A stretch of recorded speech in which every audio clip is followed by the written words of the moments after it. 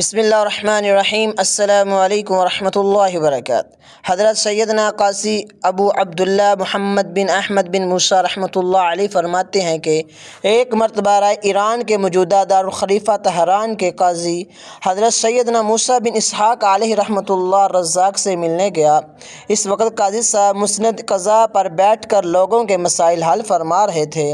میں بھی ان کے پاس بیٹھ گیا۔ اتنے میں ان کے پاس ایک ایسا ایمان فروز مقدمہ پیش آیا جس نے وہاں موجودہ تمام لوگوں کے ایمان کو تازہ کر دیا۔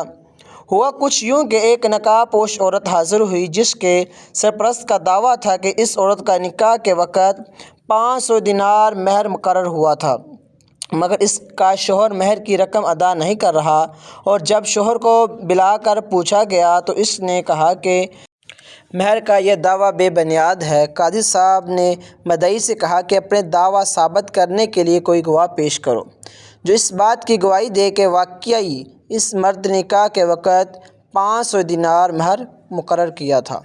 بس جب گواہ عدالت میں حاضر ہوا اور عورت کو کہا گیا کہ وہ بھی کھڑی ہو جائے اور اپنا نقاب اتار دے کر گواہ اپنی پہچان کروائے، اس کے حق میں گواہی دے سکتا ہے، کیونکہ جب گواہی مدعی دعویٰ کرنے والا یا مدعی علیہ جس پر حق کا دعویٰ کیا جائے کہ موجودگی میں گواہی دے تو اس پر لازم ہے کہ ان کی طرف اشارہ کر کے واضح طور پر گواہی دے۔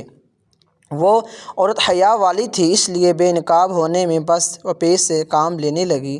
اس کے شوہر نے جب دور سے یہ سب کچھ دیکھا تو پوچھا کہ یہ لوگ کیا کر رہے ہیں؟